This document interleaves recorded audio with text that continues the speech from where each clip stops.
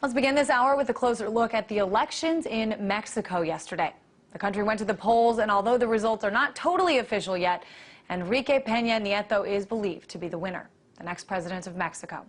He has 38% of the vote, despite being in the party that ruled Mexico with an iron fist for more than 7 decades, up until the year 2000. Now, the party accused of being corrupt will be back in power after 12 years of what many say may have been a government with less corruption, but much more danger in terms of violence, with tens of thousands of people killed. Still, critics of the next president say his party has not cleaned up their act at all. In a column in the LA Times a few months ago, the editor-in-chief of the Mexican Law Review, John Ackerman, says this: Peña Nieto is a wolf in sheep's clothing. He hides behind a telegenic smile and sharp attire, but he represents Mexico's old, corrupt political class. And John Ackerman is here now. He's also, by the way, a professor of the National Autonomous University of Mexico and a columnist for Proceso magazine. Hey there, John. Strong words there. Why do you think Nieto is not who he says he is? Well, I think that there's not much evidence to indicate that he is anything different or new. He's talking about, being a modern, different a member of this the Party, the Institutional Revolution, but the evidence demonstrates that it's just not the case.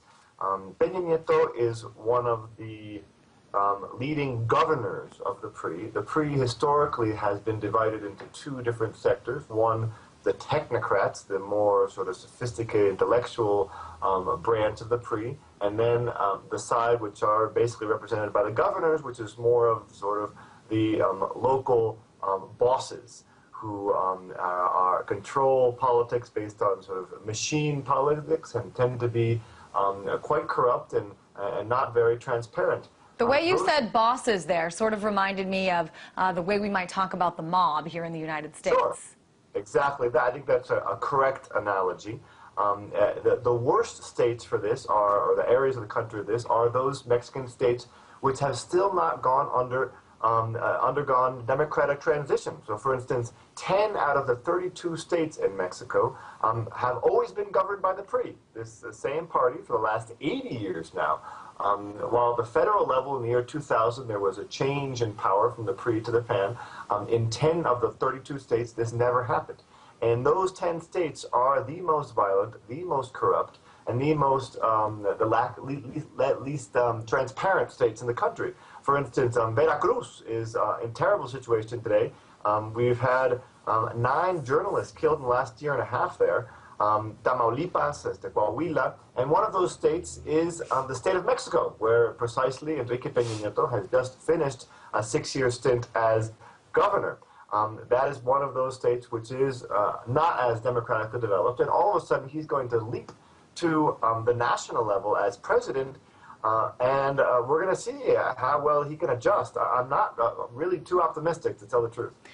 It's really interesting, as I've been sort of following the reporting about this, and by the way, there hasn't been that much reporting out of the U.S., but a lot of people who kind of have changed their tune, have changed their vote, have reverted back to this party that ruled for so long, have said that they're doing so because under, the new guard, the new power, it hasn't been better. In fact, it's been worse. People saying, it's been so extremely violent on the streets of Mexico. 50,000 people killed.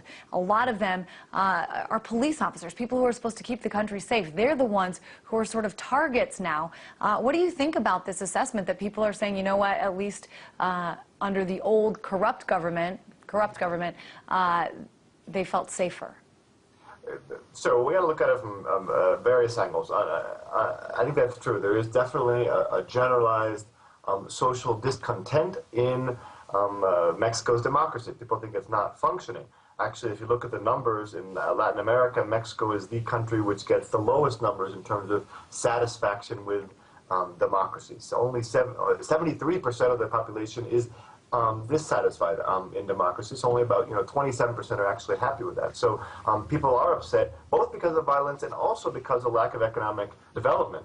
The economic crisis of 2008, 2009 hit Mexico very hard. It was the country that was most hit in the entire region because of that crisis. And so the population is definitely looking for something new, something different. The ironic thing, the paradoxical thing, is that that new thing, they're reading it as something but bringing back the old. Although we have to be careful, because the numbers are actually not that huge in terms of the support for Peña Nieto. Then he is going to be, it looks like, the next president based on a vote of 38% of the population. 38% of those who voted, which is only in itself 64% of the population, have supported Peña Nieto. So it's actually a relatively small group, about 17 million people out of a country of 115 million people who are going with Peña Nieto. And surprisingly, actually, or not too surprisingly for some, the leftist candidate, López Obrador, who ran for the second time, also did quite well. He got over 15 million votes and came within 6% of Peña Nieto. So the third place finish was by Josefina Vázquez Mota, who was from the party of Calderón, the present party. So that was a clear sort of punishing of that party. But the Mexicans have divided their vote almost halfway between the leftist opposition and the pre-old guard opposition. And so the good news, I guess, is there's going to be a lot of plurality, and that Peña Nieto is not going to be able to rule on his own with an iron fist, because he's going to have a divided Congress, he's going to have the Supreme Court, he's going to have these students who are on the street demanding him to do things. For instance, like opening up the media. The media in Mexico is very concentrated. Two companies control 95% of the television channels in Mexico. Yeah, certainly interesting. And for those viewers who don't know, Nieto is actually married to a very famous former soap opera star on Televisa. A lot of the corruption charges do come from, Televisa not covering the election fairly. But I want to talk to you about sort of the political process in Mexico. I noticed there weren't really a lot of debates, with Nieto and, as you mentioned, the man believed to be in second place, Andrés Manuel Obrador. Why is that? I mean, here in the U.S., we have too many debates, I think. At least we did leading up to the Republican nominating process. But, why shouldn't the people of Mexico see how these candidates measure up against one another? Well, I think you're very right about that. That's one of the central problems with the campaigns, was the lack of more open dialogue between the candidates or with society or community groups in general. Peña Nieto, in particular, was the candidate who was very resistant to debating with his other competitors. He's very much a sort of a created image, a TV, telegenic image, who doesn't do quite well in these kind of more spontaneous debates or exchanges with society.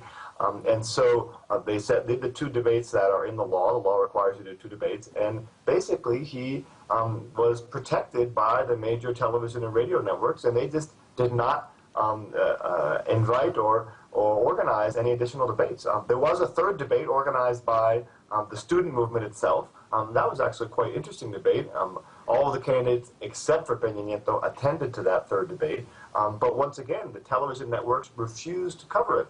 So this was exclusively transmitted through broadcasts through the internet. And it got lots of watchers and followers, but it was not it did not have as much of an impact as it could have if it were actually covered by the television networks. And so there's really been an effort by the powers that be, and you have to understand that Mexico is a very unequal country. 10 families control 10% of GDP in the country.